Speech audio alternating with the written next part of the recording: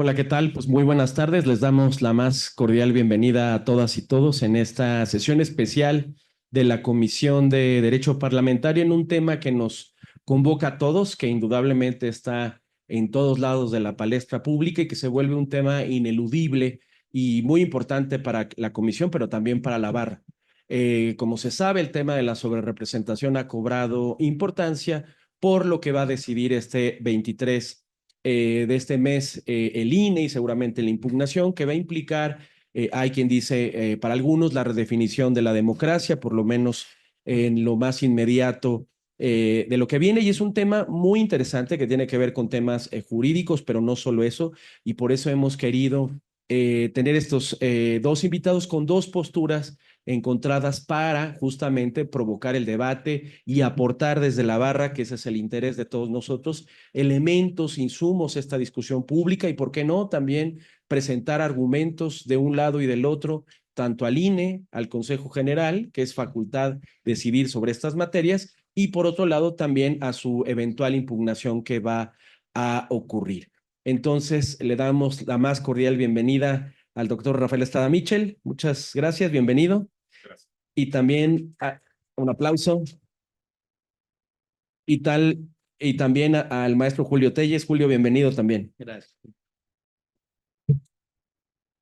Y para hacer una cabal presentación, el subcoordinador de la comisión, mi amigo, colega Christopher Ávila, va a dar lectura a la semblanza de cada uno de los debatientes del día de hoy. Por favor. Gracias, muy amable, y un saludo a todos los que nos escuchan. Pues como les decíamos, tenemos aquí unos expositores de lujo en un tema que hoy por hoy es de relevancia para interés nacional. Me permito presentar al doctor Rafael Estrada Mitchell. Es doctor en Derecho por la Universidad de Salamanca, con diplomado en Antropología Jurídica por la Escuela Nacional de Antropología e Historia, miembro del Sistema Nacional de Investigadores Nivel 2, como docente de la Universidad Nacional Autónoma de México. Dirige la revista mensual Tiempo de Derechos. Es profesor de Historia de Derecho y de Derechos Humanos en la Escuela Libre de Derecho en la Universidad Autónoma del Estado de México, Quintana Roo, y la Internacional de La Rioja. Profesor visitante de la Universidad de Pisa. Bienvenido, doctor.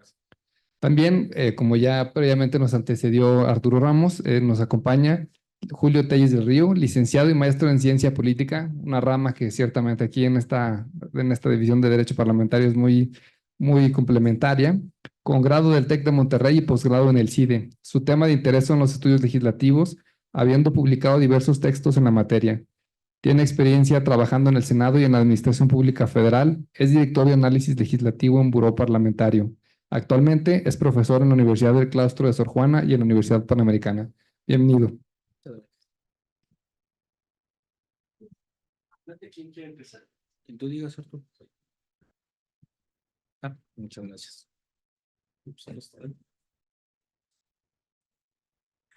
¿Qué tal? Muy buenas tardes a todas y todos. Un honor estar aquí debatiendo con el doctor Estrada Mitchell. Por supuesto, saludos, sé que no nos acompaña el día de hoy, al presidente de la Barra Mexicana Colegio de Abogados, el doctor Víctor Olea, y también, por supuesto, al doctor Luis Pereda, integrante del Consejo Directivo, y al maestro Arturo Ramos, coordinador de la Comisión de Derecho Parlamentario. Voy a empezar con una posición vía diapositivas, después estaremos haciendo de manera oral. Antes de iniciar, sí me gustaría hacer una especie de disclaimer diciendo que mi posición no obedece a una defensa de que la coalición oficialista conquiste la mayoría calificada. Sé que ese es finalmente lo que acabaría pasando si la regla del artículo 54, fracción quinta, se aplica por partido y no por coalición, pero sí me gustaría tener esta digamos, especificación de que no se está defendiendo su servidor esta mayoría calificada per se, sino más bien encontrar en el debate de ciencia política por qué la institución electoral de la mayoría calificada y la representación proporcional deben de leerse en la clave que a continuación me permitirá argumentar. Y por último, por supuesto, agradecer que esta multidisciplinariedad se reciba aquí en la barra mexicana. ¿Qué reglas tenemos además del famoso 54, que no me voy a detener en que se debe hacer una interpretación gramatical. Creo que de eso ya hemos visto mucho. No me detendré entonces en la palabra a palabra, ni tampoco en cómo se ha venido haciendo. Me interesa entrar con cuáles son los antecedentes directos que podemos encontrar para el tema de la asignación de diputaciones plurinominales a los partidos políticos en las elecciones federales. Como primer antecedente, traigo a colación esta jurisprudencia de la Sala Superior del Tribunal Electoral del Poder Judicial de la Federación de 2015, en la que por unanimidad de votos se resolvió que la autoridad administrativa en materia electoral, es decir, el Consejo General del Instituto Nacional Electoral, debe ejecutar los acuerdos a partir de los parámetros constitucionales para evitar la sobre y subrepresentación de los órganos legislativos. Es decir, el propio tribunal ha dicho que compete a el INE la interpretación de este artículo y publicar los acuerdos que regulen lo que está en este artículo 54 constitucional. Con esto en mente, ya venimos al proceso electoral federal actual y vemos que el año pasado, particularmente el 7 de diciembre de 2023, por votación unánime de los 11 consejeros del Instituto Nacional Electoral, se aprobó el acuerdo para establecer el mecanismo para la aplicación de la fórmula de asignación de las curules y los escaños por el principio de representación proporcional en el Congreso de la Unión que corresponde a los partidos políticos nacionales. Es decir, desde el 7 de diciembre de 2023 está establecido cómo va a ser la forma en la que el Instituto Nacional Electoral va a repartir las 200 diputaciones plurinominales que se disputaron en la elección de junio pasado. Por supuesto, como suele suceder en materia electoral, aquí los abogados que litigan en esta disciplina lo sabrán mejor que uno, se recurrió este acuerdo y al final la decisión fue que la Sala Superior del Tribunal confirmó por unanimidad de votos este acuerdo, que es el CG 645, después de que el PAN y el propio PT, por cierto, integrante de esta coalición oficialista, lo habían recurrido por temas de sobrerepresentación y también por un tema de candidaturas a mujeres. Al final, lo que determinó el 13 de marzo de este año la Sala Superior fue que el INE no estaba omitiendo las reglas para asegurar el cumplimiento de los límites de sobrerepresentación. Es decir, el tribunal ya dijo que el acuerdo del INE, de acá del 7 de diciembre, estaba regulando, sin decir si estaba bien o mal, pero estaba regulando el tema de la sobrerepresentación que está en el 54 constitucional. El famosísimo convenio de coalición. El convenio de coalición de la unión de partidos denominada Sigamos Haciendo Historia, conformado por Morena, PT y el Partido Verde Ecologista de México, fue aprobado por el propio Consejo General del INE el 21 de febrero de 2024 por votación unánime, y en este convenio se asignaban las 260 fórmulas a candidaturas de diputaciones federales de mayoría relativa que se iban a disputar. Aquí en la pantalla pueden ver una parte del anexo en donde se establece en qué entidad, qué distrito federal uninominal, la cabecera municipal y el origen y adscripción partidaria. Es importante esto del origen y adscripción partidaria porque a raíz de la elección o de resultados que se dieron en 2018, el INE decidió tener esta cuestión denominada la afiliación efectiva, que buscaba que un candidato ganador de un partido no saltara a otro antes de empezar, digamos, la vida parlamentaria el 1 de septiembre de aquel año 2018. ¿Qué pasó? Que antes de esta elección, el PRI, no hacía falta, digamos, ser mago para anticipar que Morena iba a usar la fórmula de las coaliciones para distribuir estas diputaciones de victoria uninominales, propuso al Consejo General del INE un acuerdo complementario para una debida aplicación de la fórmula de asignación de las curules y los escaños. La finalidad, decía este acuerdo presentado por la representación del PRI en el Consejo General, era evitar una simulación en el cumplimiento de los límites constitucionales de sobre y subrepresentación. Es decir, la representación del PRI adelantaba que era posible que la coalición oficialista le diera la vuelta digamos, a esta cuestión de sobrerepresentación vía sus partidos que iban en coalición. ¿Qué sucedió? Que el 29 de mayo de 2024, vean qué cerca está esta fecha de la elección, una mayoría de consejeras y consejeros determinó que no se iba a aprobar este acuerdo. Es decir, el Consejo General del INE bateó a la representación del PRI esta postura que finalmente decía que el 8% debía aplicar a coalición y no a partidos. Únicamente hubo un voto en contra, disidente, del maestro Jorge Montaño Ventura, por cierto. En esta exposición, cuando se debatió el acuerdo presentado por el PRI, el consejero Jaime Rivera, por cierto, Jaime Rivera es uno de los 5 consejeros del INE que no son abogados. Hablando de este tema de multidisciplinariedad, es importante decir que prácticamente la mitad del Consejo General, incluida la presidenta, no son del gremio jurídico, efectos de también ver que esto se enriquece no solamente en esta mesa, sino en la llamada herradura de la democracia.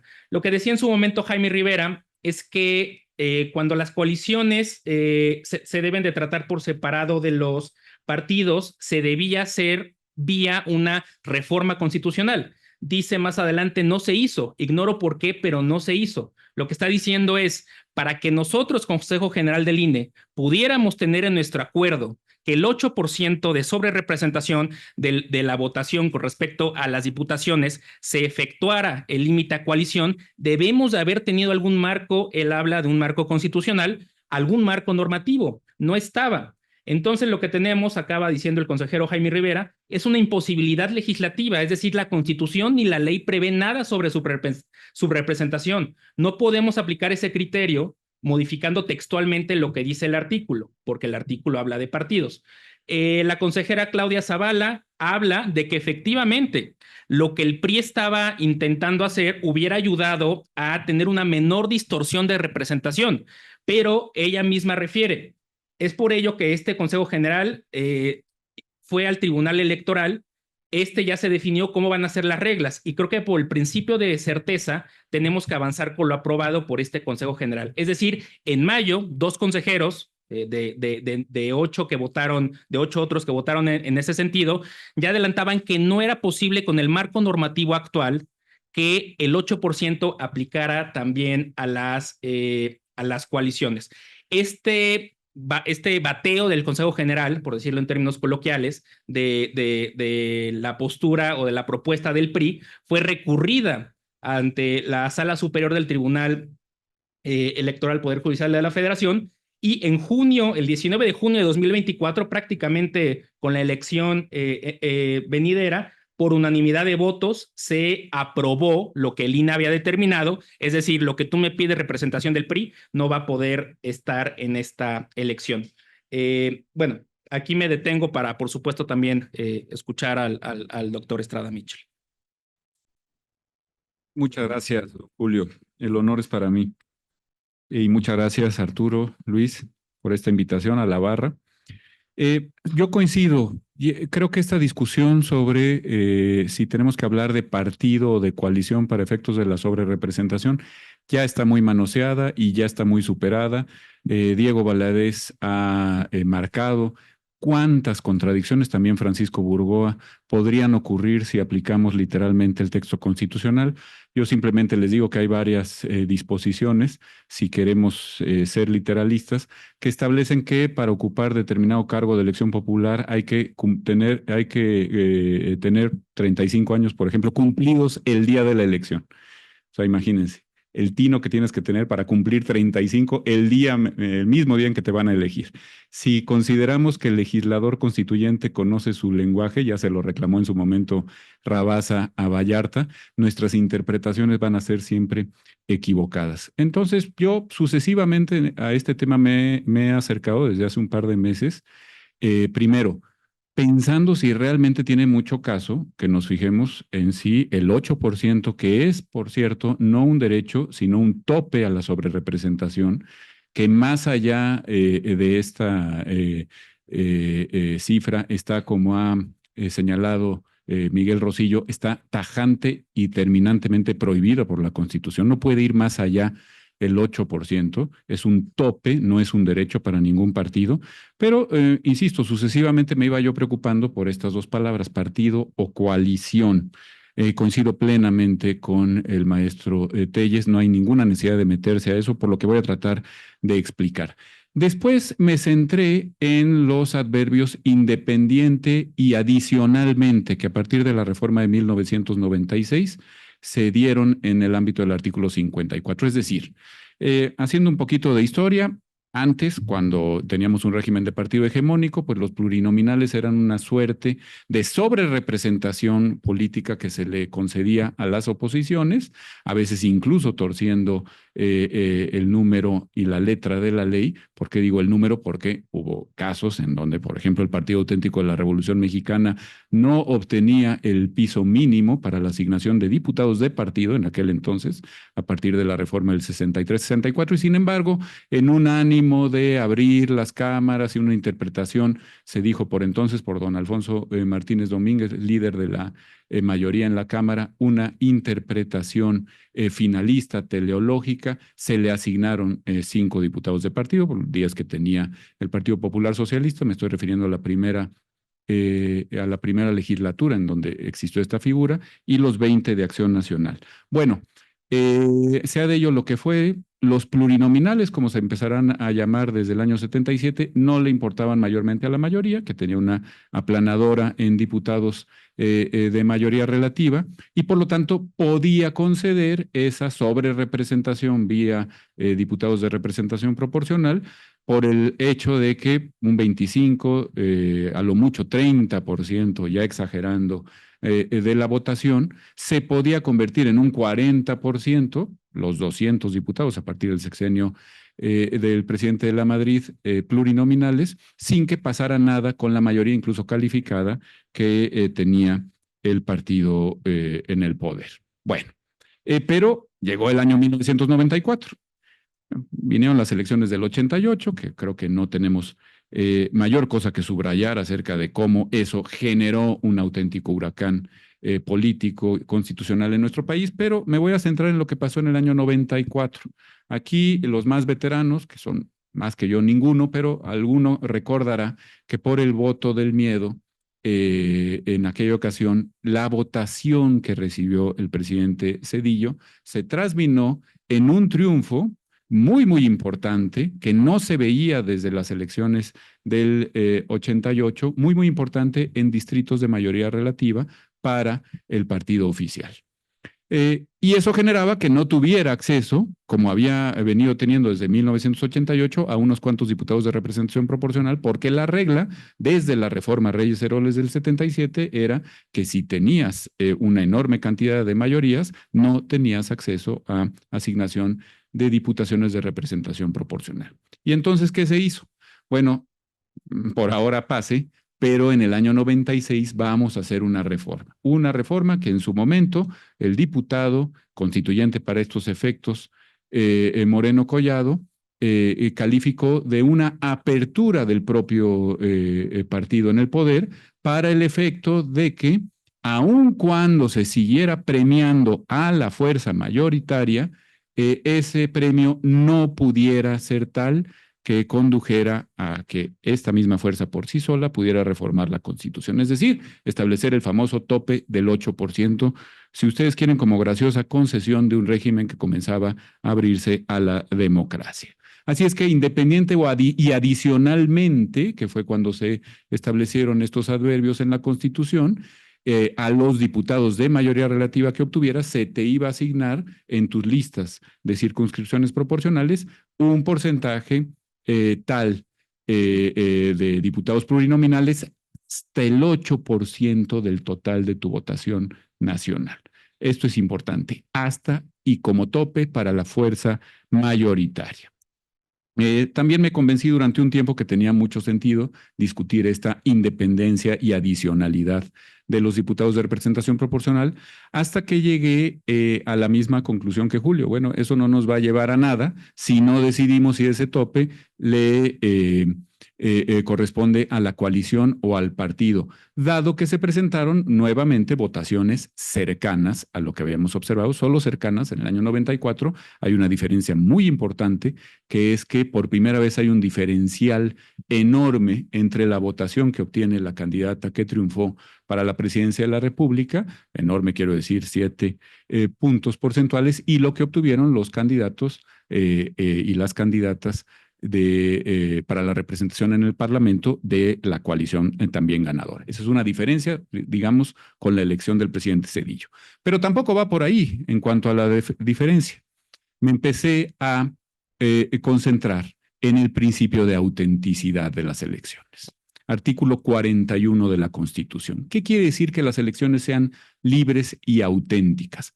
Bueno, algunos de los aquí presentes o en línea, veteranos de aquellos avatares de los años 70 y 80, recordarán que las elecciones generales incluso, pues eran un bonito vodevil, un ritual más o menos simpático, con algunas reminiscencias incluso porfirianas, desde luego propias de un aparato hegemónico que no iba a soltar el poder, o al menos no lo iba a hacer fácil. Y entonces celebramos las elecciones un poco, pues, como una suerte de ejercicio de autosatisfacción, a lo mucho como un ensayo de lo que podría venir cuando tuviéramos realmente vigencia de elecciones auténticas. Pero no, en realidad las elecciones no pueden ser eso. La no distorsión, como ha mencionado alguno de los consejeros de línea aquí citados, la no distorsión de la voluntad popular implica que su voluntad de manera auténtica se transmite. En el caso de la elección presidencial, pues es muy sencillo. Quien haya obtenido mayor número de votos, así sea uno solo, debe ocupar la titularidad del Poder Ejecutivo. Pero cuando estamos hablando de integración de órganos legislativos y más de aquellos que se integran con un mecanismo híbrido como el que desde 1996 denunció entre nosotros Giovanni Sartori, decía el ilustre profesor de la Universidad de Columbia, esta hibridez tiene todos los males de un mundo y ninguno de sus bienes, el mal de ambos mundos y ninguno de los bienes de ambos mundos, se refería obviamente a los principios de mayoría relativa y de representación proporcional. Cuando combinamos los sistemas, como hace el sistema mexicano, tarde que temprano el compromiso de fórmula dilatoria que decía Carl Smith nos iba a pasar la factura. Y creo que ha llegado el momento en que nos ha pasado la factura de que la distorsión y la falta de autenticidad de la voluntad popular, artículo 41, insisto, puede llegar a ser tal que genere que las elecciones vuelvan a ser meramente ritualistas. Así es que había que interpretar otra partícula normativa, y en este caso incluso una partícula que deviene de lo que muy bien ha señalado don Julio, los convenios de coalición, porque esto no se predica solamente del convenio del oficialismo, también del convenio de la oposición, descontado evidente Movimiento Ciudadano que no celebró ningún convenio de coalición, para ver qué decía este famoso convenio y a ver si era compatible con el principio de no, déjame terminar la idea porque si no se va a quedar trunca. Me pide 2 minutos Arturazos, si me conceden 3 o 4 creo que puedo terminar la idea. Para ver si lo estipulado en el convenio realmente podía ser compatible con el principio de autenticidad al que me he referido. Y bueno, pues me encontré con varias sorpresas. La cláusula 7ª del convenio de coalición, sigamos haciendo historia, se refiere a los efectos del propio convenio en 3 disposiciones fundamentales. Al efecto del siglado, uno de estos neologismos tan propios de nuestro derecho electoral, que son muy simpáticos, ¿no? Al efecto del origen de las candidaturas y al efecto de la integración de grupos parlamentarios. No dice, como tampoco lo dice la Ley General de Instituciones y Procedimientos Electorales, porque no lo puede decir, sería flagrantemente inconstitucional que lo dijera, que puede traducirse en una simulación, un fraude a la ley constitucional. En ningún momento dice, oye, los candidatos que yo te voy a permitir siglar, Partido del Trabajo y Partido Verde para efectos del convenio de coalición, se van a entender como los receptores de la votación de mi electorado hacia ti. Ojo con el principio de autenticidad.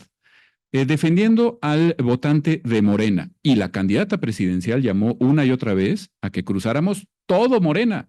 La estoy citando tal cual. Todo Morena. Nunca dijo cruza a los 3 partidos de la coalición para efectos de la elección parlamentaria. Tampoco dijo cruza a un partido, porque en este distrito va a ser ese el que ganaría si fuera el caso de que tuviera valor el convenio de coalición. No. Simple y llanamente, para efectos de la asignación de representación proporcional, se dice, como si estuvieran en el comercio las curules parlamentarias, yo te la permuto. Yo te la paso a ti, aunque votaron mayoritariamente por mí. Eso ocurrió en 250 de los distritos de mayoría relativa, en donde ganó Morena. Solamente en 6 ganó el Partido Verde, en ninguno ganó el Partido del Trabajo, pero mediante una ficción yo te consideraré ganador. Bueno, sí, usted es un muy distinguido signatario del convenio de coalición, pero aquí hay un problema, que como sabemos, los convenios solo obligan a las partes que los signan. No tiene por qué obligar a terceros, no tiene por qué obligar ni al INE, no tiene por qué obligar tampoco al votante, que obviamente recibió información que no podía integrar adecuadamente su consentimiento. Nunca le dijeron cuando tú votes por Morena para efectos de mayoría relativa estarás votando por el Partido Verde o por el Partido del Trabajo. Esto se llama un consentimiento mal informado que evidentemente incurre en violación del principio de autenticidad y en distorsión de la adecuada representación proporcional. Así es que este siglado se convierte en una suerte de tinglado que va mucho más allá del mero origen de las candidaturas, que va mucho más allá de la conformación de grupos parlamentarios, al efecto de que los votos valgan, y ahora sí voy a terminar, los votos por la coalición oficialista cuenten doble. ¿Cómo que cuenten doble?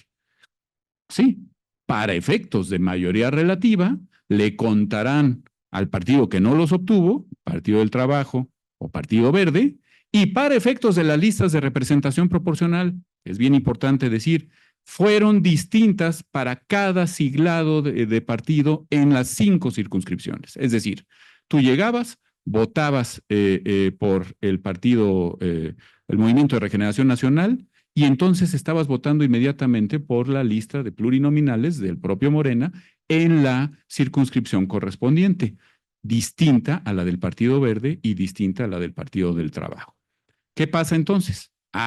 Pues el diputado, lo que se pretende hacer desde el INE es, el diputado de mayoría relativa le va a contar a aquel por quien no votó la ciudadanía, pero ese mismo voto se va a contar para efectos de la asignación de diputados de representación proporcional en una cifra verdaderamente estratosférica, más allá de 70, en las 5 circunscripciones nacionales, al Movimiento de Regeneración Nacional. Por eso le conviene deshacerse de curules de mayoría relativa, para tener una asignación, insisto, estratosférica de diputados de representación proporcional.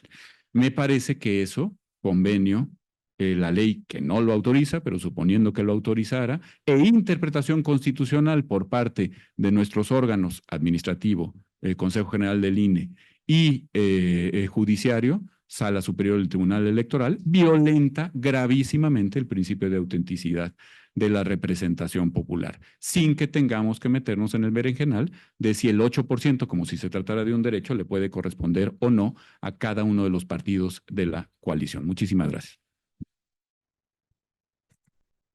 Gracias, doctor. Yo me permitiré tratar de terminar rápidamente la presentación para después intentar dar respuesta a los interesantísimos argumentos del doctor Estrada. Por cierto, también relacionados con lo que él decía, esta es una boleta para la elección de diputaciones federales del 2000. Como pueden ver, en la cara frontal de la misma están los recuadros conformados por coaliciones, en este caso por la Alianza por el Cambio, por el PRI que iba solo, por la Alianza por México, de PRD, PT, Paz, Convergencia, lo que hoy es Movimiento Ciudadano, y otro partido, y los otros que iban solos. En la otra cara de la boleta estaban los candidatos a diputaciones federales por el principio de representación proporcional de esta circunscripción. Este es Querétaro, entonces es la circunscripción correspondiente a ese estado, no sé si es la 3 o la 4. Independientemente de eso, lo que tenemos es que en el 2000 el elector iba y tachaba a coaliciones, votando por el candidato de mayoría relativa de esa coalición, y atrás, indirectamente, sabemos cómo es el modo de votar a los plurinominales, también los votaba a partir de esta coalición. Es decir, el elector tachaba coaliciones y no partidos si estos estaban coaligados, y también atrás venían las candidaturas de representación proporcional por coalición. ¿Qué sucede? Se reforma la ley y lo que tenemos a partir sobre todo de la reforma política de 2014 es que cada uno de los partidos, independientemente de si forman parte o no de una coalición, su emblema aparece en la boleta de forma independiente. Es decir, el elector, cuando tacha uno de estos recuadros, lo hace de forma individual. Si quisiera tachar a toda la coalición o votar por ellos, tendría que hacerlo 3 veces. Y en la parte posterior de la boleta están las candidaturas de representación proporcional correspondientes a cada una de estas circunscripciones de las 40 candidaturas del partido. Es decir, el elector está emitiendo un voto por el partido, no por la coalición, a menos que su voto de forma explícita lo haga por 3. ¿Por qué es importante esto? Uno de los argumentos me parece muy interesantes que ha mencionado el doctor Estrada Michel, lo mencionaba recientemente el doctor Diego Valadez, diciendo, si nos ponemos muy gramaticales, el 54, fracción tercera, habla de que nada más, voy a hacer digamos, simplificación, nada más le tocan plurinominales a los partidos que fueron, digamos, con candidaturas en diversos distritos. Menciona por ahí 200, si no recuerdo mal el número. Bueno, Morena, PT y Verde, al igual que PAN, PRI, PRD, fueron con una candidatura de ese partido en ese distrito, en 260 que fueron juntos, posicionaron una candidatura que pasaba, que también era una candidatura compartida por los otros dos, pero efectivamente pusieron una candidatura del partido porque en la boleta el elector lo veía. Uno de los elementos importantes de los sistemas electorales no solamente es la traducción de votos a curules o escaños, sino también la forma en la que el ciudadano emite su preferencia electoral. Es decir, es tan importante la fórmula que se determina para dar las candidaturas a las diputaciones de representación proporcional, como cuando el elector va el día de la elección y sufraga de alguna manera. En este caso lo estaba haciendo por un partido y estaba votando también por las candidaturas de representación proporcional del partido. ¿Qué sucede? Y las reglas electorales, la Ley General de Instituciones y Procedimientos Electorales, lo contempla. ¿Qué sucede si un elector tacha 1, 2 o 3 partidos que forman parte de la coalición? 2 o 3. Bueno, hay una regla. En el artículo 12, párrafo segundo, nos habla la ley de que si una coalición recibe los votos por parte del elector porque marcó 2 o 3 de los partidos coaligados, estos votos se van directamente a la candidatura. Ahora, ¿qué sucede con los votos a cada uno de los partidos? Lo que sucede es que estos se van, digamos, sumando a cada partido para, a partir de esta fórmula. Voy a tratar de explicar muy sencillamente. En la coalición 1 se da que 3 personas, que el partido 1, el 2 y el 3 sumaron en conjunto 25 votos. Ahora, hay votos obtenidos individualmente del partido 1, que fueron 10 personas, del partido 2, que fueron 5, y del partido 3, que fueron 6 personas. Primero se computan los votos obtenidos en lo individual, es decir, cuántas personas tacharon el partido 1, en este caso 10, cuántas tacharon el partido 2, en este caso 5, y cuántas tacharon el partido 3, en este caso 6. Ahora, aquí viene lo interesante. ¿Qué sucede con los votos obtenidos en coalición? tenemos que 25 personas en este supuesto tacharon los 3 emblemas. Pensemos en que 25 personas tacharon a Morena, al Partido del Trabajo y al Partido Verde Ecologista de México. Ese 25, y lo pueden ver aquí en la división que está abajo a la izquierda, se divide entre el número de partidos. 25 personas de las que tacharon los 3 se divide entre 3. Nos da un resultado de 8. 8 por 3, 24. Nos hace falta un voto. Esos 8 votos se reparten de forma equitativa entre los 3 partidos. ¿Qué sucede con este otro voto? La ley sí contempla que el partido que más votos obtuvo en esa casilla, que finalmente se acumula para hablar de distrito, es quien recibe ese voto extra. Es decir, en la ley sí hay una consideración de que en las coaliciones va a haber un partido, por aritmética pura, que va a obtener más votos. Este partido tiene, digamos, el premio de que si la división no es exacta, se le traslada este voto. La ley de nueva cuenta sí está contemplando que en una coalición va a haber un partido mayor, un partido más grande que los otros 2 chicos, y esta es, digamos, su premio. Entonces, la ley sí tenía esta consideración de que las coaliciones se puede presentar que hay un partido más grande y otros 2 más chicos. Estos votos sobrantes los vemos en esta columna, se le adiciona en este caso al partido 1 y se da la sumatoria. Con esto quiero decir 2 cosas. En la boleta sí hay una candidatura en 260 distritos uninominales federales para cada uno de los partidos. En la boleta también aparecen las fórmulas de representación proporcional por partido, y la ley también, hay un mecanismo previsto por la propia ley que considera qué pasa cuando un partido es el que más votos obtiene dentro de un distrito de la coalición. Se le da ese voto extra o sobrante derivado de la división.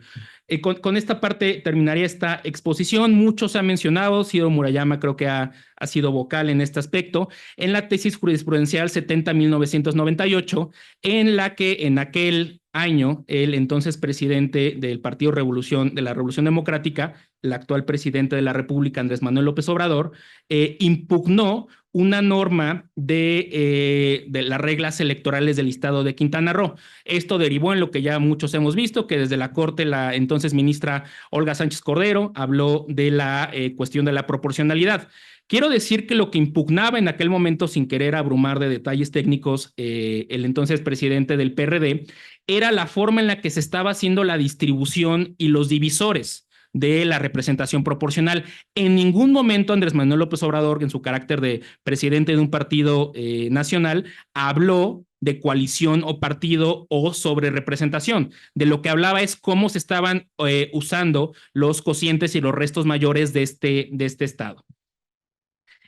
Otra tesis de 2002 del Tribunal Electoral del Poder Judicial de la Federación, esta se hizo un poquito más conocida hoy, derivado de un muy interesante artículo del doctor José de Jesús Orozco Enríquez, en la que habla de que la representación proporcional también está vinculada a una cuestión de derechos humanos en la que cada uno de los votos valga lo mismo. Quiero decirles que de forma similar a la entonces resolución propuesta por la ministra Sánchez Cordero, avalada por el Pleno de la Corte y después votada como jurisprudencia, esta de aquel año 2002 también tenía que ver con una forma de distribución de los diputados de representación proporcional en cuanto se consideraban momentos de la repartición. No hablaba de coalición y no hablaba de partido. Por supuesto que el doctor Orozco Enríquez la recupera, él fue quien la propuso, y el día de hoy en su artículo publicado en Nexos habla sobre al respecto.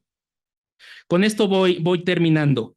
El artículo 59 del COFIPE, vigente de noviembre de 1996 a enero de 2008, guiaba cómo se debía hacer esta interpretación del 54 constitucional. Decía claramente en el 59, en la fracción cuarta, a la coalición le serán asignado el número de senadores y diputados por el principio de RP que le corresponden, como si se tratara de un solo partido. Es decir, el legislador, consciente de esta ambigüedad constitucional, en el COFIPE era el mismo legislador, en un momento como constituyente permanente y en este momento emitiendo una ley secundaria, pero era la misma legislatura, se preocupó por especificar. ¿Por qué? Porque no estaba del todo claro en la Constitución. ¿Qué pasó después de enero de 2008 en el segundo COFIPE y después en la actual Ley General de Instituciones y Procedimientos Electorales? Nunca se habló de cómo se debía hacer esta interpretación. Entonces, hay este vacío de la interpretación que algunas personas proponen que se haga, digamos, de una forma, y otras que se estaría haciendo una interpretación que tendría efectos políticos muy relevantes y que no hay un asidero normativo explícito. Con esta ley en cuenta, he de decirles que en 2000, la emblemática elección de 2000, el INE sí se preocupó por ver la verificación de que ningún partido político o coalición se ubicara en el supuesto de la sobrerepresentación. Cada elección, el INE, el Consejo General del INE, aprueba la validez de la elección y la asignación de los plurinominales a partidos. En este entonces, en el 2000, con este artículo del COFIPE como ley secundaria, emitió este acuerdo de validez y se preocupó porque el 8% fuera para partido y también para coalición. ¿Por qué? Porque había en el 59 del COFIPE un artículo que los obligaba a interpretar o a acordar la repartición de esta manera. ¿Qué tenemos hoy en día?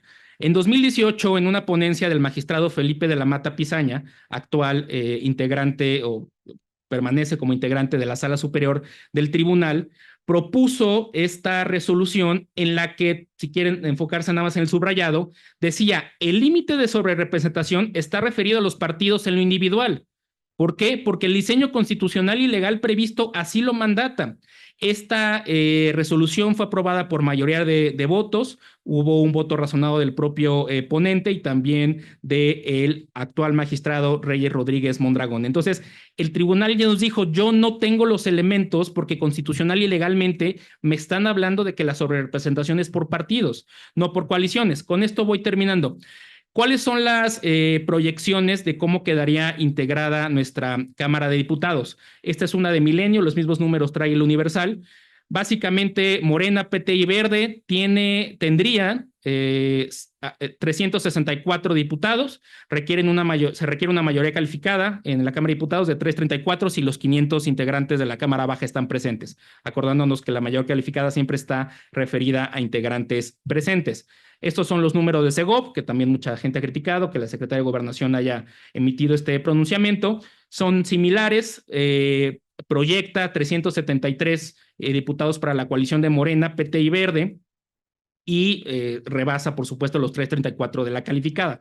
En un ejercicio muy, muy sencillito, lo que estamos viendo es que si nos vamos por la interpretación o por la proyección de Milenio, la diferencia de Morena, tomando como en cuenta la votación nacional emitida, que es la votación descontando los partidos políticos que no alcanzaron el 3%, las candidaturas independientes y los votos nulos y por candidatos no registrados, Morena alcanzaría 43.59 de los votos, 47 de los .2 de los curules, con una diferencia de 3.61. PT tendría una diferencia de 4.36 y el Verde tendría una diferencia de 6.44, todos abajo del 8. En conjunto sí superaría el 8, tendría alrededor del 14.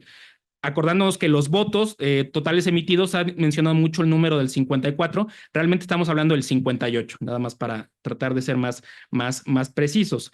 En la proyección de Segov, la diferencia sube a 16-21, cada uno de los partidos sigue estando abajo del tope del 8%, y aquí en un ejercicio, digamos, muy sencillo, se propone adecuar la diferencia, aquí en diferencia -1, está adecuándose la diferencia para topar la diferencia entre la votación nacional emitida y las diputaciones por ambos principios en 8%. Morena tendría 4, esta es una hipótesis propuesta por su servidor. Morena tendría 4, PT y Verde tendrían 2 y cada uno. 4, 2 y 2 nos da el 8. En total, Morena, PT y Verde tendrían cerca de 332 diputados federales, es decir, se quedarían a 2 de la mayoría calificada. ¿Qué quiero decir? Que poniendo este límite de sobrerepresentación por coalición, en este hipotético, estarían aún así muy cerca de la calificada, no la alcanzarían, pero se acercarían bastante. Ahora, y con la siguiente lámina concluyo, ¿qué pasaría si estamos en este supuesto en donde el Consejo General del INE y o la Sala Superior del Tribunal Electoral del Poder Judicial de la Federación aplican el 8% por coalición y no por partido, y existen estos números. Seguiría, creo yo, una posible interpretación entonces que algunos reclamarían de que el propio 54 en su fracción cuarta habla de que ningún partido político podrá contar con más de 300 diputados por ambos principios. Si ya hicimos la equivalencia de que coalición, de que partido es igual a coalición, el día de mañana nos van a decir que en este caso el partido político también es coalición y que toda la coalición junta no puede tener 300 diputados por ambos principios. Uno de los problemas de hacer esta semejanza de partido y coalición, y sobre todo tomando en cuenta todo lo que ya se normó, todo lo que se acordó, todo lo que ya se aprobó, y con las reglas que los partidos políticos formaron sus coaliciones, sí, distorsionando la representatividad, la representación proporcional, no tengo duda alguna de ella, pero finalmente con reglas claras que dieron certidumbre. Y si ahorita se echan para atrás, digamos, ¿qué tipo de resolución jurídica, política o electoral tendríamos? Muchas gracias. Sí, y yo estoy de acuerdo en todo lo que ha dicho Julio, salvo en este asunto de las reglas claras, porque por muy claras que sean las reglas para la firma del convenio de coalición, no pueden ser inconstitucionales y no pueden dejar de estar irradiadas por el principio constitucional de autenticidad al que ya me he referido.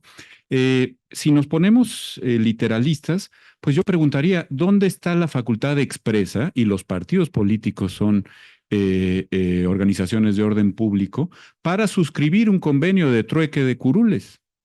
No se va a encontrar por ningún lado que exista esa capacidad de permuta. Y si no existe, quiere decir que es nula y de ningún valor la que se realiza. ¿Dónde podemos encontrar una interpretación del siglado como yo te traspaso mis curules de mayoría al efecto de yo quedar disfrazado como una minoría para que se me asignen diputados de representación proporcional? La legislación mexicana es muy mala, pero yo he buscado por todos lados esa facultad y eso sí no lo he encontrado. A tanto no se atrevieron. Por supuesto, tiene toda la razón el maestro Telles. En 2014 todos los partidos vieron la posibilidad de, mediante esta distorsión de la voluntad popular, llegar a alcanzar mayorías calificadas, que era una vieja aspiración desde el año 94, como me he referido, y dijeron, aquí estará la nuestra. No se imaginaron que habría capacidad suficiente de la votación como para meternos en un siglado que de manera pues tan evidente distorsiona, hace poco genuina, poco fiel la traducción de la votación hacia la conformación de los órganos legislativos. Pero bueno, yo sigo insistiendo en que no necesitamos hacer ese tipo de consideraciones. Basta y sobra con que consideremos si el convenio de coalición puede ser válido o no. Ya he dado mis razones por las que creo que no lo es. Ya también he dado mis razones por las que creo que aún siéndolo, suponiendo que interpretáramos siglado como permuta, transmisión, trueque de curules, aún así esto no tendría por qué obligar a terceros, primordialmente al votante, que insisto, no estuvo bien informado. Pero vamos a hacer números. En realidad, si este convenio se tomara en cuenta para lo que fue realizado, conformación de grupos parlamentarios, que además después viene, pues ya sabemos, el chapulineo típico de la tierra de Avenida Chapultepec, que cruza por aquí, nada hace que podamos mantener en su grupo parlamentario, convenio, exista o no convenio, a una persona física que decide cambiarse de el grupo parlamentario, pero suponiendo que todo permaneciera tal cual fue convenido entre los tres partidos de la coalición, también entre los tres partidos de la otra coalición, la de la oposición, vamos a ver los números. Morena tendría los 250 diputados de mayoría relativa que ganó en las urnas, y esto, que es el 50% de la Cámara, le tendría ya muy cerca de su tope de 8% de sobrerepresentación. Habría o que no asignarle ningún diputado de representación proporcional, porque yo insisto mucho en este punto, no se trata de un derecho, no es, bueno, tú sacaste 250 diputados, te voy a dar un 8% más porque eso dice la Constitución. No, la Constitución dice que si así fuera, adicional y diferenciadamente a lo que obtuviste en mayoría relativa, se te podrán asignar representaciones proporcionales hasta el tope del 8%. Ya no se necesitaría mayor asignación de representación proporcional porque estaría muy cerca de ese tope. Y en el caso del Partido Verde, con sus 6 diputados de mayoría relativa ganados por sí, sin trueque alguno, sin obtener por vía del convenio ninguna otra asignación, pues tendría obviamente la posibilidad de acudir a sus diputados de mayoría de representación proporcional, lo mismo que el Partido del Trabajo, partiendo desde cero, conforme a su votación nacional total. Con eso no generaríamos distorsiones, ni pasaría el cuarto partido en votación nacional a ocupar el segundo lugar de las curules en la Cámara de Diputados, ni el sexto a ocupar el cuarto. Pero lo que se quiere es, al contrario, hacer una interpretación que violentara, dándole valor a un convenio que para mí, si me apuran tantito, incluso por su motivo, fin o objeto, es nulo absoluto y no convalidable, que sí fue, según se ha dicho, porque también los partidos de oposición son en esto absolutamente crípticos, silenciosos, no nos dicen las cosas. Ayer dijo la excandidata presidencial de la coalición opositora que sí se impugnaron en su momento y que la Sala Superior del Tribunal lo que dijo es, eso lo discutiremos hasta el momento de la asignación. Si así fuera, este es un muy buen momento para que una Sala Superior, que para eso es superior, para poder ir en contra de sus precedentes, se pronuncie a favor del orden constitucional, sin necesidad de decirnos si coalición o partido, sino simplemente aclarándonos qué entiende por siglado, si ese siglado se entendiera como trueque, si para esa sala superior tiene valor constitucional semejante permuta, y si, a pesar de que no existe por ningún lado la facultad de permutar curules, considera el Tribunal Electoral o antes la autoridad administrativa, el INE, que eso es válido por una interpretación teleológica que vaya más allá de la ley, por una interpretación conforme a nuestro sistema partidario y de representación constitucional. La disminución de la sobrerepresentación doctrinariamente fue conocida, según el diputado Moreno Collado al que me refería, como un premio a la mayoría. Fíjense, disminución de la sobrerepresentación. ¿Por qué? Porque la oposición estaba sobrerepresentada, como ha quedado dicho, gracias al mecanismo de la reforma Reyes-Heroles de 1977. Ahora hay que darle un premio a la mayoría, ojo, no al partido, a la mayoría, para que se alcance lo que entonces se llamó gobernabilidad y que ahora se quiere llamar mayoría con posibilidades constituyentes, que creo que aquí es donde la cuestión arroja toda su dimensión sustancial. No se trata solamente de darle una posibilidad de gobernabilidad a la fuerza mayoritaria en el poder. Por lo demás, para eso existen las reguladas también en la Constitución, coaliciones de gobierno con un convenio que tendrían que firmar las partes y las fuerzas políticas en su momento para, como ustedes saben, dar lugar a determinados nombramientos en el gabinete, etcétera, y el contenido sustantivo de tal convenio. No se trata de ese tipo de gobernabilidad, se trata de alcanzar una mayoría inusitada por lo demás. También en esto se ha faltado a la verdad en los últimos días. Sí, ciertamente, ya vieron ustedes cómo magníficamente lo expuso Julio, ha habido en esto bandazos interpretativos por todos lados, el tribunal ha sido pues francamente arbitrario en ese tipo de bandazos, el INE también al momento de la asignación, pero nunca se había llegado a la conclusión de que se tuviera una mayoría a tal grado exorbitante que permitiera una posibilidad de disponer sobre el texto constitucional tan amplia como lo que vamos a tener, de no hacerse caso a esta necesaria revisión de los términos del convenio de coalición. Ciertamente en 2018 pasó algo semejante, pero ahí había una externalidad que hay que tomar en cuenta, y la externalidad era un partido, el partido Encuentro Social, que perdió el registro y sin embargo se benefició de las curules de mayoría relativa que recibió del principal partido de la coalición ya para entonces, por primera ocasión, gobernante. Es decir, se benefició de las mayorías relativas que no había obtenido prácticamente en ningún distrito y permaneció como grupo parlamentario a pesar de haber perdido el registro por una votación nacional fuera de los extremos constitucionales. Me parece que tiene razón don José de Jesús Orozco Enríquez. Para mí sí es un tema de derechos humanos, ¿no? Debe ser, por lo tanto, interpretado de conformidad con esta Constitución, pro persona y conforme al principio de interdependencia entre los derechos humanos, es decir, el principio de representatividad y el principio de autenticidad en la manifestación de la voluntad popular y el principio de equidad también, por lo que me he referido. ¿Por qué tienen los votantes de la oposición que soportar que el voto de la coalición oficialista valga uno para mayoría relativa y valga otro para representación proporcional? Una interpretación conforme al principio de interdependencia, cabría analizar si aquí cabe o no el juicio de amparo por tratarse de una materia de derechos humanos para ir más allá de la jurisdicción electoral que ya hemos visto, nos tiene acostumbrados y acostumbradas a algunas interpretaciones fuera de quicio y fuera de la obligación constitucional de la interpretación conforme, del criterio pro persona, del criterio pro dignitate, de no discriminación, quinto párrafo del artículo primero.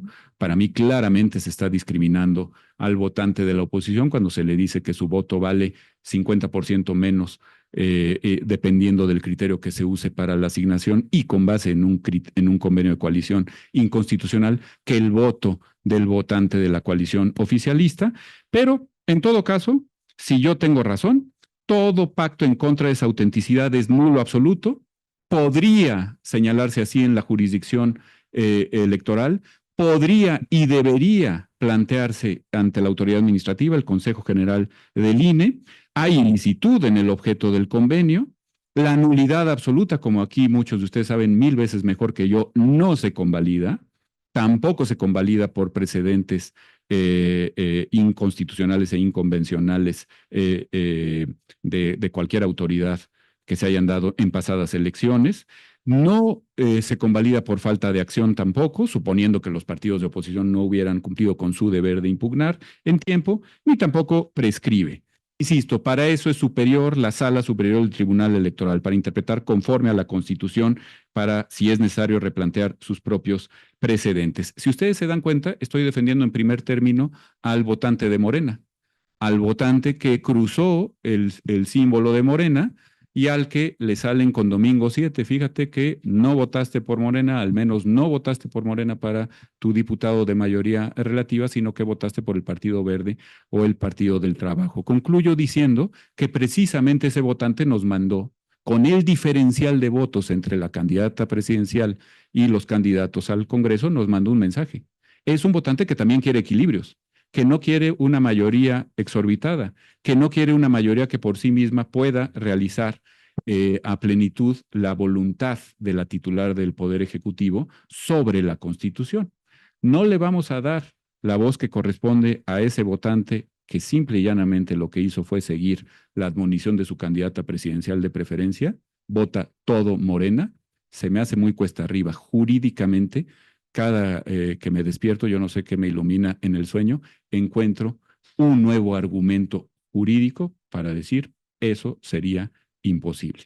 Y si nos colocamos desde el punto de vista del derecho constitucional en consideraciones meramente políticas, me parece que entonces vamos a volver a desmontar todo nuestro esquema de elecciones auténticas y a volver a las simulaciones ritualistas del periodo porfiriano priista al que ya me he referido extensamente en mi primera participación. Muchas gracias.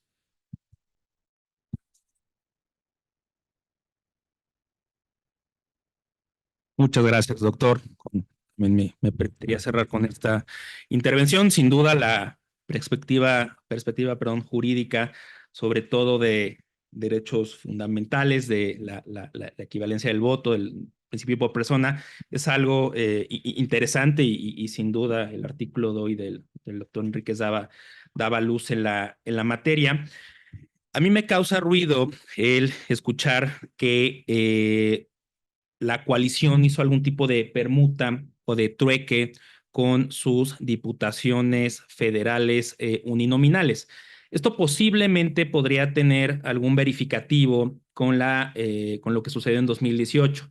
Si recordamos, en 2018, la entonces coalición que se terminó volviendo gubernamental, ganó diputaciones federales, tanto de mayoría relativa como de representación proporcional, fueron asignadas o cargados a un partido y después esas personas, antes de tomar protesta como integrantes del Congreso de la Unión, fueran diputados o senadores, se cambiaron de partido, es decir, arrancaron estando en otro partido. ¿Cuál era la lógica? Que formaran parte de un grupo parlamentario o de un grupo parlamentario, una bancada que tuviera mayor número para la distribución de comisiones, para ocupar la Junta de Coordinación Política, para la propia mesa directiva y los otros puestos de la propia Cámara.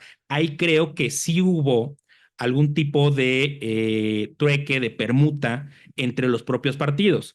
Viendo eso, el Consejo General, y en ese momento estaba el consejero presidente Lorenzo Córdoba, junto con el consejero Ciro Murayama, lo señalaron. Para la elección intermedia de este sexenio, para 2021, tomaron en cuenta digamos, este mecanismo de los partidos y propusieron el de la afiliación efectiva. Usted, señor candidato, usted, señora candidata, dice pertenecer a este partido. Bueno, va a ser cargado a este partido y va a tener que empezar al menos la legislatura con la bancada o el grupo parlamentario de este partido político nacional. Por supuesto que el transfugismo legislativo es muy complicado de regular, y si tú el 2 de septiembre eras del PT, te podías cambiar al verde, pero al menos hicieron que estos cambios al inicio de la legislatura se vieron reflejados. Hablar que ahorita hay una permuta o un trueque en el sentido de que en un distrito federal uninominal fueron el Morena, Partido del Trabajo y Partido Verde con una candidatura de coalición que la acabó ganando un candidato cargado a un partido, aunque Morena recibió más votos, está dejando de lado que ese candidato va a formar parte, al menos inicialmente, de un grupo parlamentario o una bancada.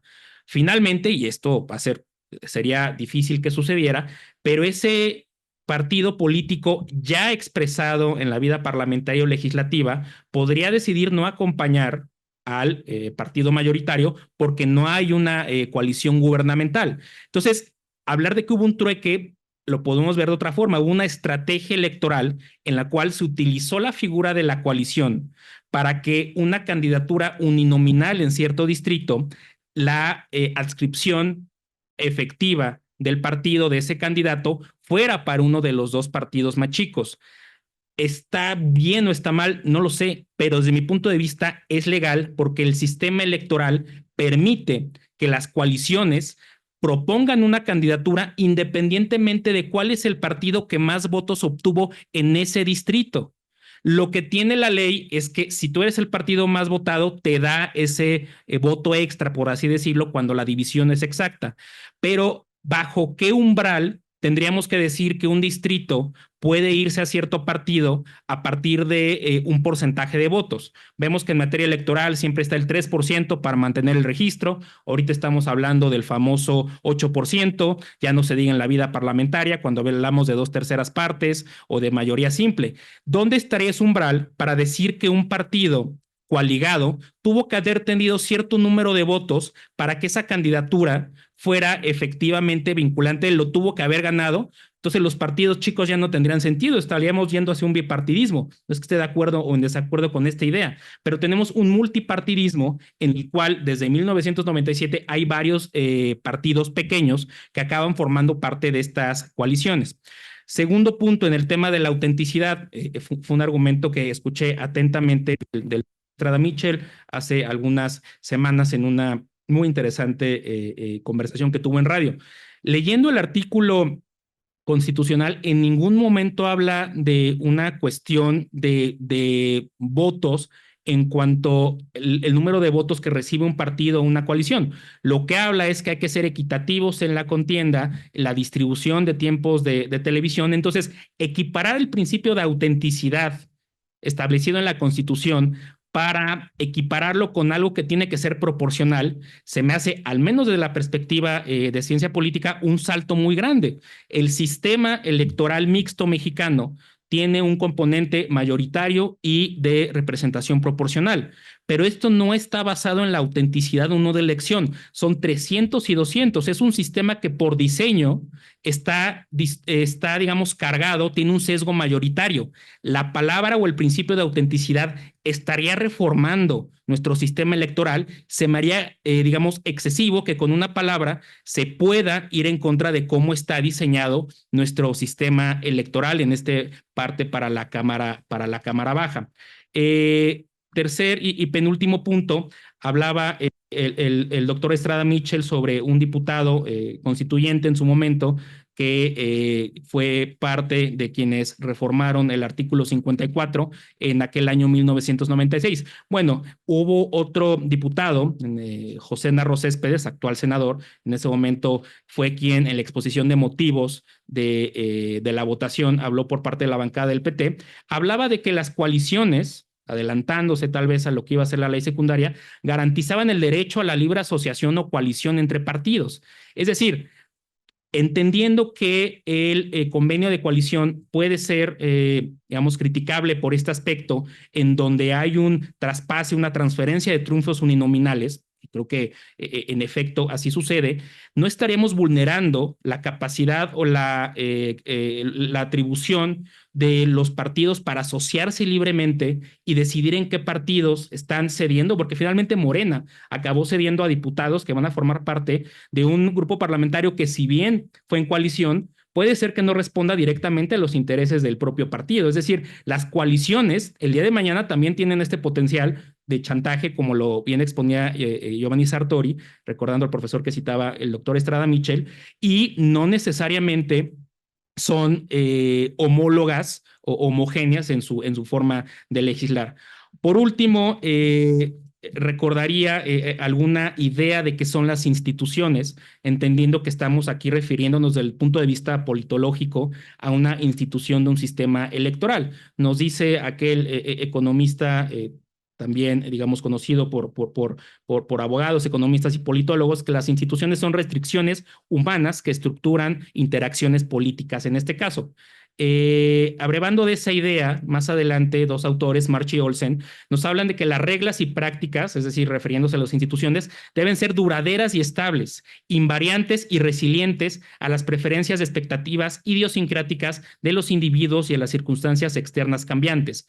Lo que creo ahorita es que no está, digamos, la gente convencida de lo que podría lograr esta mayoría calificada o aparente o proyectada mayoría calificada por parte de la coalición oficialista. Entonces empezamos a hacer algunas interpretaciones o ajustes a lo que entendemos por el marco constitucional y normativo, pero la institución electoral ahí está. Nos habla gramatical o no gramaticalmente del 8%. También las coaliciones estaban ya reglamentadas en las leyes que hemos visto.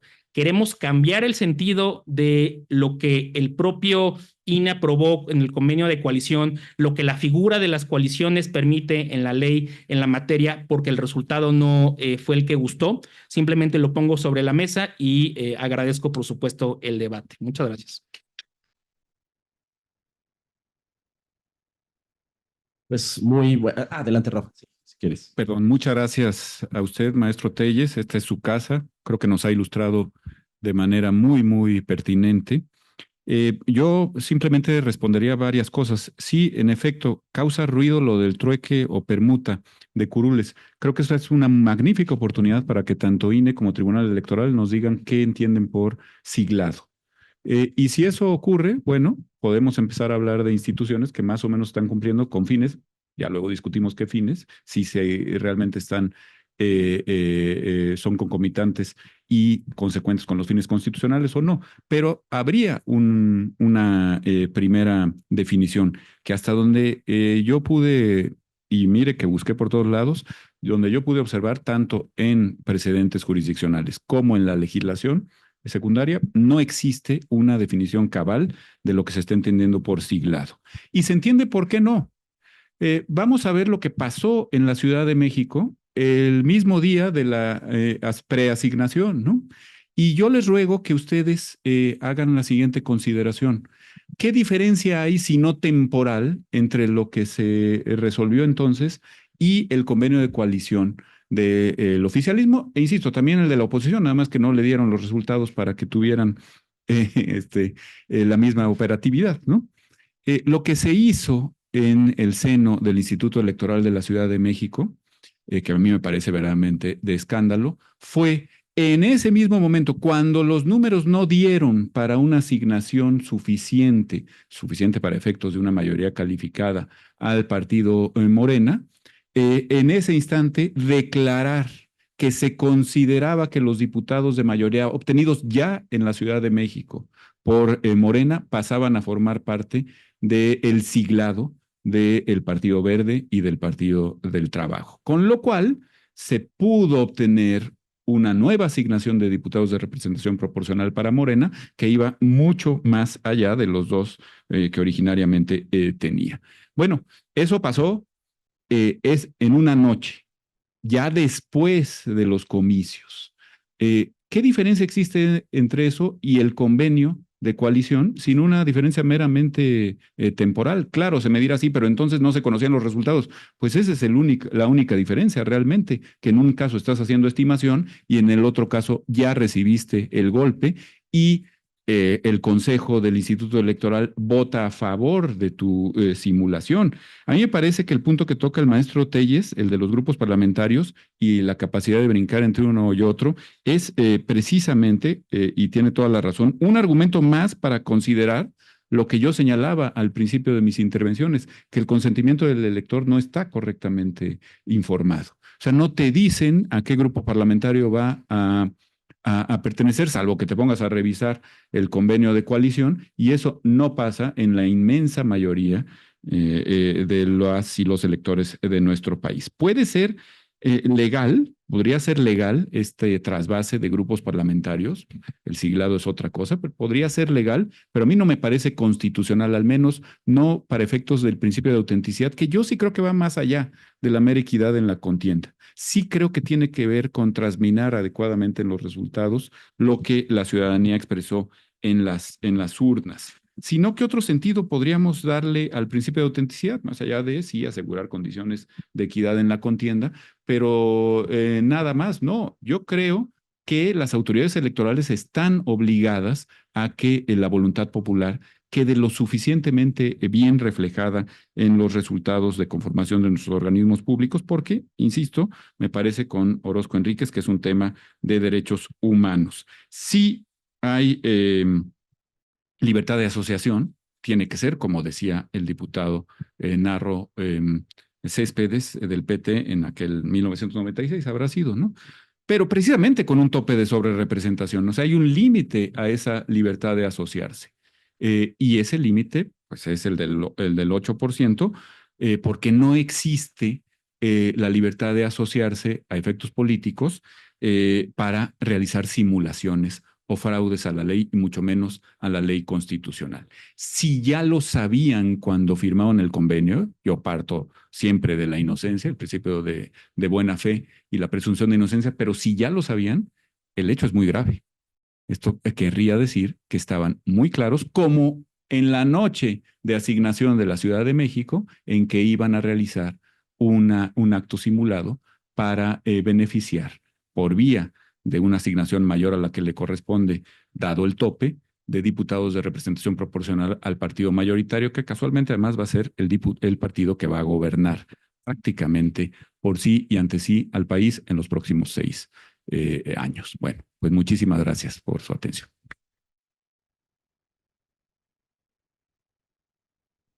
Pues muchísimas gracias a los dos ponentes el día de hoy. Si les parece bien, creo que parte de estos ejercicios que la barra presta y se presta para su construcción es que haya preguntas y respuestas del público. Por supuesto, Marco, si nos ayudas quizá en Zoom alguna persona. Yo hago lo del micrófono, no se preocupen por ello, pero con alguna persona de Zoom, Marco, si hubiese preguntas, también nos las puedes compartir. Vale, entonces, si les parece, haré esto. Yo presentaré una pregunta para cada uno de los ponentes. Escuchamos la de Francisco González de Cosío, mi colega en el Consejo Directivo, y por supuesto la abrimos para el resto del público. Claro que sí. Y ustedes la administran como mejor consideren. ¿Les parece bien? Bien, seré breve en las preguntas. Una para el maestro Julio, a quien le agradezco muchísimo su presencia, y otra para el doctor Rafael Estrada, a quien admiramos desde siempre aquí en la barra. En fin, Julio, yo sé que eres un experto lector de los tiempos políticos, de las situaciones políticas, de la evolución de las instituciones políticas.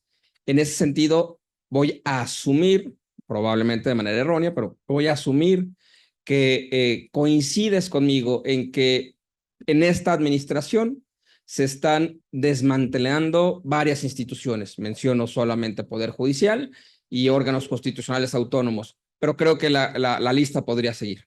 En ese sentido, y otra vez asumiendo que coincides conmigo, ¿cómo podrías tú defender un resultado? Y no pierdo de vista el disclaimer que hiciste al principio de tu intervención, pero ¿cómo podrías tú defender de legal un resultado que termina, voy a expresarme probablemente de manera vulgar, pero termina empinando al elector a una situación desproporcionadamente desbalanceada en el poder? ¿Cómo podrías tú defenderla de legal? Porque quizá coincidas conmigo que pueden haber cosas que son jurídicamente encuadrables en un supuesto normativo, pero no por eso llegan a dar el caso de ser legales en un sentido amplio. Sé de tu formación de ciencia política, pero también sé que eres una persona y un lector voraz, y seguramente habrás pasado por los libros de García Maínez y habrás, y entre muchos otros, y habrás leído que el derecho no solamente es una norma por la norma para la norma, sino los fines del derecho son importantes. Eso en realidad es parte de lo que distingue a un sistema normativo de un país con otro conjunto normativo, o por ejemplo de un club social, etcétera. En resumen, espero no haber dado muchas vueltas, pero la pregunta específica es, ¿cómo podrías tú calificar de legal un proceso, un entramado, una interpretación, la suma de todo esto, que da como resultado un electorado más vulnerable, más vilipendiado, menos poderoso ante el poder político? Eso en términos generales es mi pregunta, espero haber sido razonablemente claro.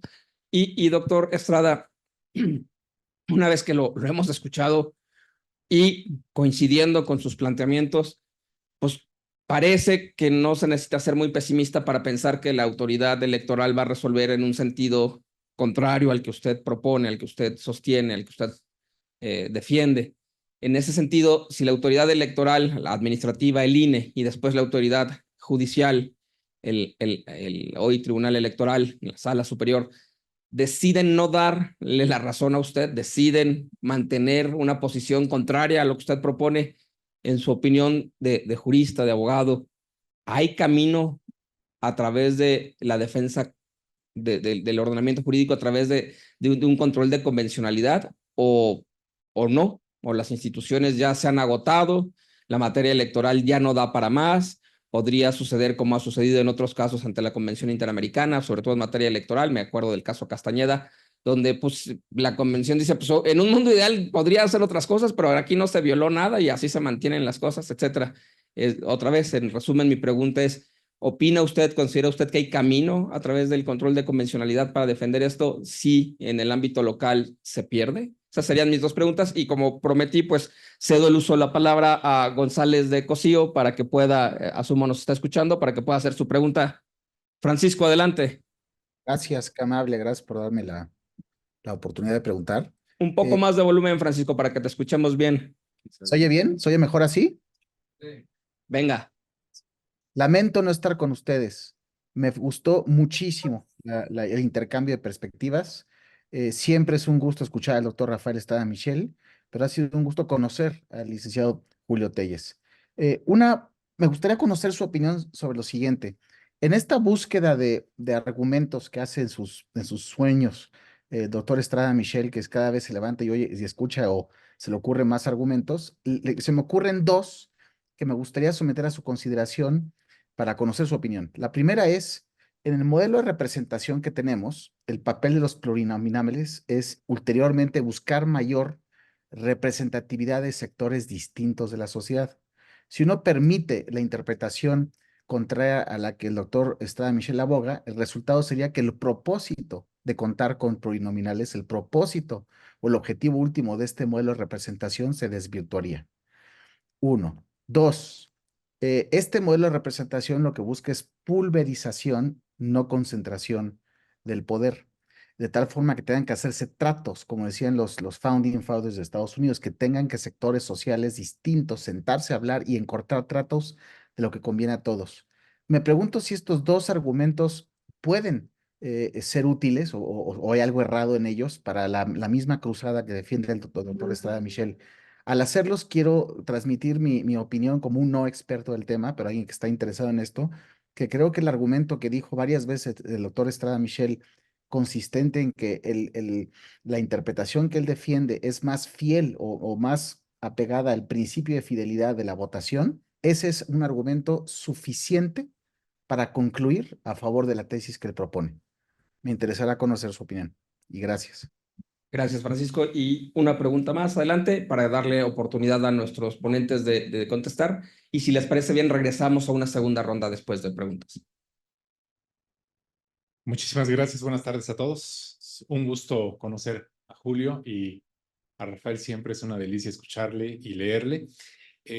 Independientemente de cuál sea el resultado, cuál sea la decisión final que nuestra Sala Superior del Tribunal adopte, ¿cómo consideran ustedes que va a afectar la legitimidad de las decisiones legislativas de México en los próximos 6 años? ¿Cómo va a afectar, si es que va a afectar de alguna forma? Muchísimas gracias. Gracias. Adelante, por favor, quien guste iniciar. Doctor Rafael, maestro Julio, por favor. Muchas gracias. Muchas gracias, don Julio.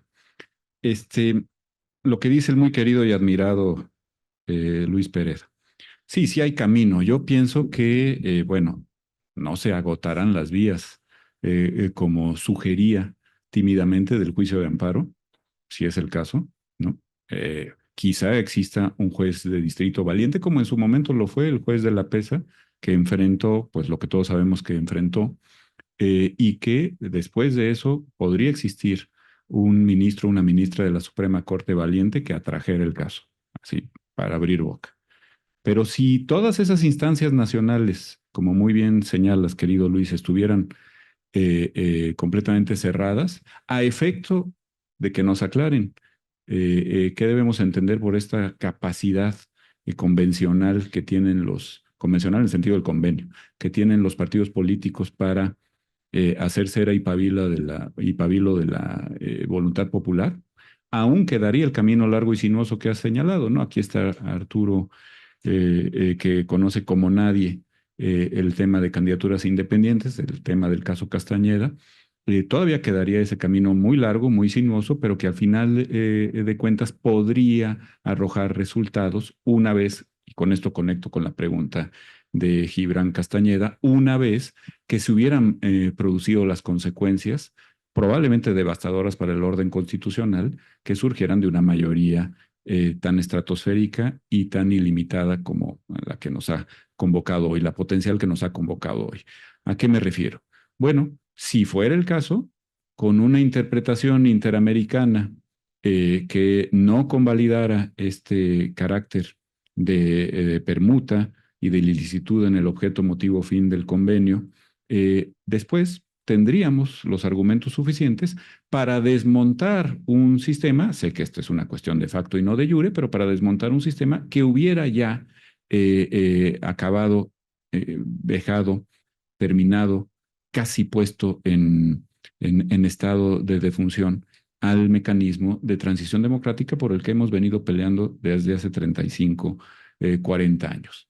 ¿En qué sentido lo dijo? Bueno, simplemente piénsese que esta discusión ya no tendría ningún sentido después de esas reformas como han quedado anunciadas, porque se ha previsto la defenestración de nuestro orden constitucional de todo el régimen de representación proporcional.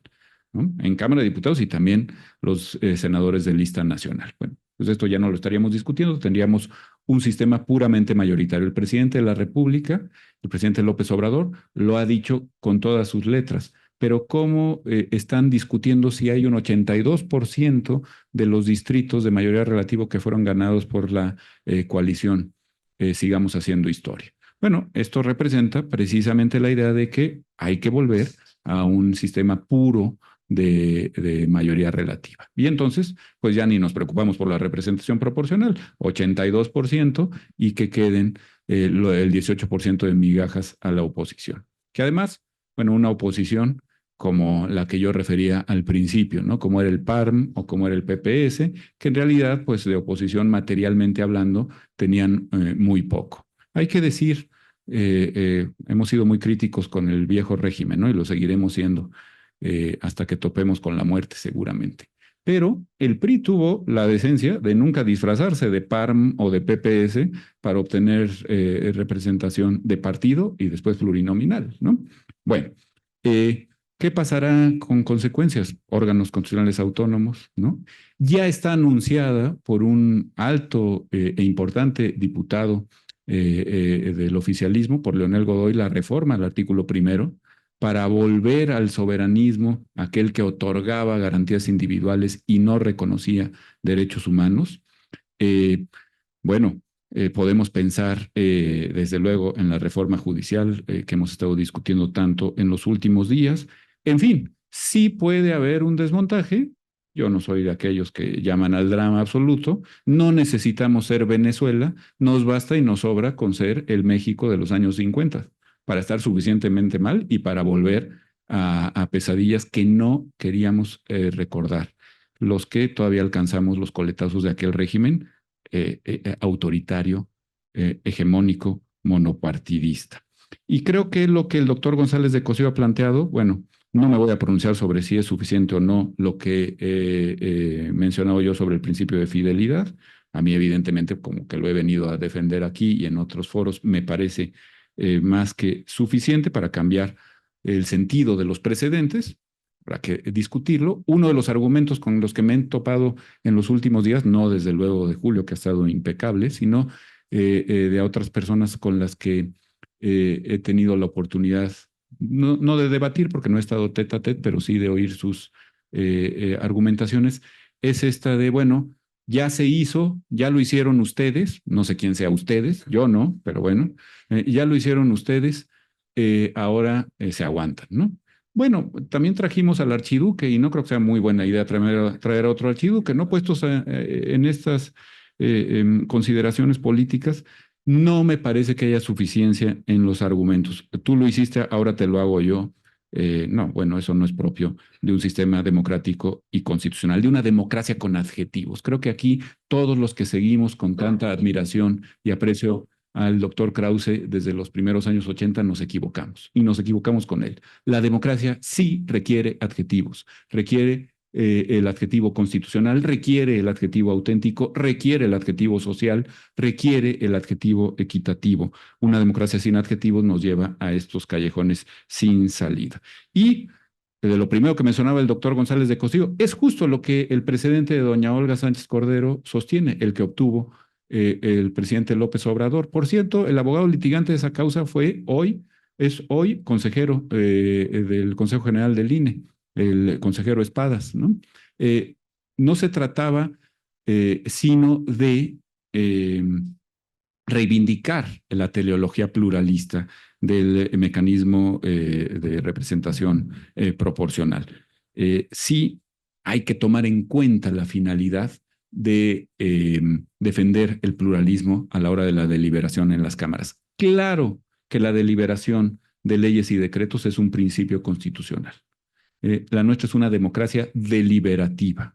No lo tiene que decir la Constitución para que así se entienda. Basta y sobra con ver lo que dice el artículo 72. Los proyectos de leyes o decretos se discutirán sucesivamente en ambas cámaras. Discutir es esto que gracias a la impecable bonomía del maestro Telles hemos podido realizar hoy aquí en Varsovia número 1. Muchas gracias. Gracias. Muchas gracias, doctor. agradecido soy yo. Ha sido de verdad un gusto poder debatir con alguien como usted que se aprende sí o sí. Respondiendo a la pregunta, Luis, creo que si hacer una interpretación de lo que el constituyente quiso decir con el 54, es complicado hacer una interpretación de lo que el elector quiso. En las elecciones pasadas es aún mayor. Tal vez el elector mexicano no quiere una democracia pluralista, no quiere una democracia con contrapesos, quiere una democracia mayoritaria. No lo sé. Si es el caso, las reformas que está planteando el oficialismo irían en este sentido, aunque creo yo sí podrían ser riesgosas, por ejemplo, tomando en cuenta que una comisión de una Cámara de Diputados, una Cámara de Senadores delibera y que la técnica legislativa mejora cuanto la oposición tiene margen de negociación, puede enriquecer un dictamen, puede enriquecer una minuta. Aquí, pues posiblemente eso no se tenga porque habrá una mayoría abrumadora que no necesitará de negociación entendido como la posibilidad de mejorar algún producto legislativo. Y sí creo que hay un riesgo inminente y por supuesto la concentración de poder siempre será riesgosa. Sobre la legitimidad de lo que el Congreso de la Unión pueda llegar a emitir, creo que está ahí pendiente el Senado, aunque están a pocos integrantes aparentemente en las proyecciones de tener la mayoría calificada, creo que podría ser como lo fue durante este sexenio, una Cámara en donde se trate de tener mayor rigor en lo que se aprueba, que de repente puedan enmendar algunas planas a la Cámara Baja. Pero bueno, sin duda, para la gente que votó por la oposición, que es mucha en este país, lo que salga de estas cámaras, pues quedará en algún momento tal vez en entredicho por esta sensación de sobrerepresentación ilícita e ilegítima que yo no comparto, pero que sin duda está en buena parte del electorado mexicano. Muchas gracias. ¿Alguna de las personas que nos acompaña quiere hacer alguna pregunta? Nadie en Zoom. Arturo, por favor. Muchas gracias. Bueno, pues antes que nada agradecerles a Luis también esta organización de este evento y la idea de ustedes. Yo lo que quería participar rapidísimo, 4 cositas como una especie de visión alternativa de la que existe o que los partidos políticos pretenden hacernos caer, que es blanco o negro y que no hay posibilidades y que está trabada la discusión. Por supuesto, en su caso, que aunque son visiones digamos, que contrastan, al final hay puntos en común que encuentran y creo que es el diálogo serio, sano, responsable, ético, que creo que no lo tenemos en la discusión pública, lamentablemente. Creo que mi propuesta inicio con la idea, creo que se puede hacer un cálculo, incluso con las reglas mal hechas que están, hacer un ajuste que sea lo más cercano a la votación efectiva de cada partido. Y eso me parece que está un poco ausente en la discusión. Habrá que partir que las reglas que están en juego están mal hechas, que hay contradicciones, que son derivados de parchados, como en muchas partes del sistema electoral así está construido. Los partidos cuando estaban en el poder quitaban lo que no les gustaba y todos han hecho uso de esos recovecos y esos huecos. Con mi idea, en concreto, mi propuesta, al margen de que habrá mucho que decir y que hay muchas cosas también señalables en lo que digo, es que en todo caso debería de castigarse por decir, utilizar una palabra, o no premiar con ese 8%, que no es un premio, sino es un tope máximo, a los partidos chicos, y ese cálculo, y creo que las reglas lo dan, hacer que al final del día, lo que dice la representación proporcional, hacer un cálculo que se asemeje más a esa votación. No castigar, utilizo entre comillas esta palabra, tal vez ni a Morena ni al PAN, porque hay que entrar en porque al final es todo el proceso, sino a los chicos que no han demostrado competencia electoral. Me refiero al PT, al Verde y al PRI. Ahí es donde debe estar el ajuste y esa ventana de posibilidad se abre para hacer una asignación de RP lo suficientemente más fiel, que finalmente constitucionalmente sí habría mucho que argumentar, que es apelar a la idea de la representación proporcional, la idea básica, que es convertir votos en curules. Y creo que ahí está la posibilidad. Me parece que es una interpretación constitucional que es lo más cercana entre reglas y principios, y que aún incluso las reglas pueden ser derrotables por principios, que hacen congruente al sistema. La ley electoral obliga, sobre todo al Tribunal Electoral, que tiene que hacer una interpretación gramática, pero también sistemática y funcional, es decir, hacer congruente todo el sistema y los fines que esto opera. Algo que me parece importante a lo que tú dices, Rafa, es que el convenio está, el acuerdo que aprueba el convenio está impugnado, es el RAP 392 del 2023, y para un argumento a tus ideas, es que el propio tribunal, desde mi punto de vista, deja abierta la posibilidad. ¿Qué dice en esa impugnación, en concreto el convenio de coalición? A ver, aquí no vamos a dar por sentado que está ya aceptado esto, es simplemente impugnamos o damos luz verde a que el convenio como tal, los requisitos formales, no utilice esta palabra, pero los requisitos formales del convenio están cumplidos, pero los efectos de RP lo vamos a ver en su momento. Estos son un pronunciamiento que está ahí en la sala y un poco conociendo, estando desde dentro y desde afuera, el tribunal últimamente, no solo en estos temas, sino en muchos otros, en modelo de comunicación política, le da patea la piedra para adelante, ¿no? Un poco a veces sin resolver y a veces también, pues digo, ¿cómo voy a resolver algo que ni siquiera sé el universo de la votación? Ese me parece un argumento importante que se puede agregar a esto que has establecido. Pienso también que efectivamente sí hay un tema, y creo que en ese sentido también coinciden, sí hay un tema, o hay mucho de un tema de derechos humanos, y ahí me remito, por ejemplo, y en el Tribunal Electoral está muy estudiada, que es la sentencia 1 del 2014 de la Corte Constitucional Italiana, que declaró inconstitucional el llamado premio de mayoranza, una especie de cláusula de gobernabilidad. Te doy tantos votos porque alcances un X porcentaje. Esto, después de aplicar esa ley 2 veces en 2 procesos electorales, en la tercera, la Corte lo declaró inconstitucional, está traducida por el propio tribunal y hay un par de comentarios ahí. Claro que se vincula con el tema de derechos humanos porque es la idea de representatividad del voto. Yo a lo mejor en esto que dice Rafa, de un poquito más que el principio de autenticidad, que por supuesto se puede argumentar y se puede crear una discusión y una doctrina alrededor de ello, yo pensaría hablar del principio de representación proporcional. Es decir, la noción de representación proporcional en su base, la idea es que los curules sean lo más fiel posible a la votación, que nuestro sistema es híbrido, es mixto y evidentemente no de esa fidelidad, bueno, pues habrá que construirla. Esa es la labor de la interpretación. Por eso creo, y es lo más democrático, lo más racional y hasta lo más simple de argumentar, es que no castigar, entre comillas, a los partidos que demostraron electoralmente hablando mayor eficacia, considerando los dos lados, tanto Morena como el PAN, porque al final del día son los que más votan, mucho más Morena.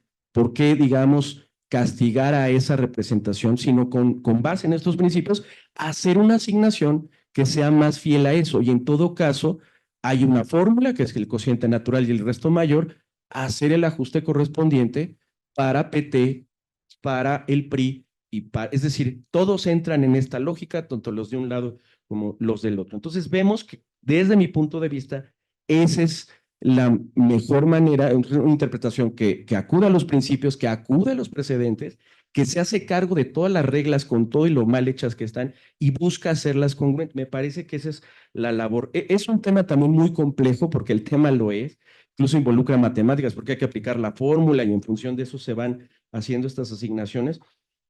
Pero lo que les queremos agradecer a ambos es su racionalidad, su empatía y esta ética de poner los argumentos en algo que, si nos vamos afuera en la discusión de los partidos, cada uno hablándole a su electorado, pues se vuelve esquizofrénico. Y me parece estos, como muchos otros temas, si de verdad los partidos quisieran sentarse a dialogar y a tratar de encontrar formas, claro que lo encontrarían. Y claro que encontrarían una racionalidad, incluso diría, que es lo que al final del día importa aquí, es cómo hacer que el electorado se vea reflejado de la mejor manera y más fiel. Incluso apelando a las reglas con lo mal hechas que están, sí se podría lograr eso si quisieran. Hay que estar pendientes de lo que decida el tribunal, porque otro dato también, el mecanismo de este acuerdo de la fórmula que el 645 fue impugnado, nuevamente no acaba de resolver los temas. El tribunal dice, vamos a ver qué tanto ocurre la asignación, y lo único que dijo es el tema de la afiliación efectiva, sí está, hay mecanismos para verificarlo. Y ya para terminar, creo que también yo distinguiría un poco apartando de los dos, hay dos problemas en la sobrerepresentación y creo que se ven como uno, y creo que son dos diferentes que deben de distinguirse. Uno es el origen de las candidaturas, lo que se conoció el INE como la afiliación efectiva, y otra cosa son los problemas de la mera aplicación de la fórmula. Creo que son dos problemas que están relacionados, pero sí deben de ponerse en dos cajones distintos, que aún no existiendo el tema de la afiliación, que es un fenómeno reciente, realmente es del 18 en el 21, y en este año, derivado de sentencias del tribunal, el INE se puso más pilas para verificar. Pero eso que es más o menos nuevo, el tema y esto podemos ver, hay mucha más línea jurisprudencial en legislación local, en asignación de las legislaturas. Creo que es importante también ir como desglosando esos dos temas. Desde mi punto de vista son dos temas. Pero bueno, agradecerles, la verdad, muy, muy interesante. Bueno, no sé, quieren decir algo y Claro. Pues, si les parece bien, 30 segundos, un comentario final, doctor Rafael, 30 segundos, estimado maestro Julio Telles, y una vez que hagan este comentario final, nuestra colega consejera Mayra Eternot les hará entrega de un reconocimiento por su valioso tiempo, por sus valiosos conocimientos, y nuestro querido colega Marco Gastelum nos tomará una foto grupal y con eso cerraremos el evento del día de hoy. Entonces, don Rafael. Muchas gracias. No, pues nada más que para mí ha sido un privilegio estar en esta mesa con Julio Telles, que agradezco muchísimo a las comisiones y que escuchando a Arturo Ramos ahorita al final, pues hubiera estado sensacional que él hubiera estado en lugar mío. Coincido plenamente en que hay soluciones como las que has planteado, Arturazo. Muchas gracias, muy querido Luis, y a nuestra consejera Mayra Eternot, mi reconocimiento de siempre. Gracias a la barra.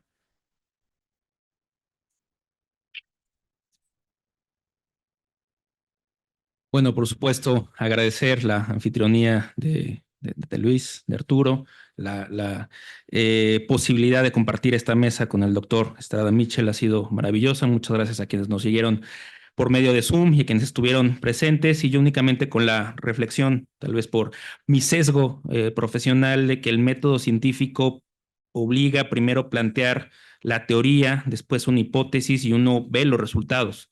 Me parece que si a partir de los resultados queremos ir para atrás, estamos yendo en contra del método científico, sabiendo que en cuestiones jurídicas esto puede ser diferente. Muchas gracias.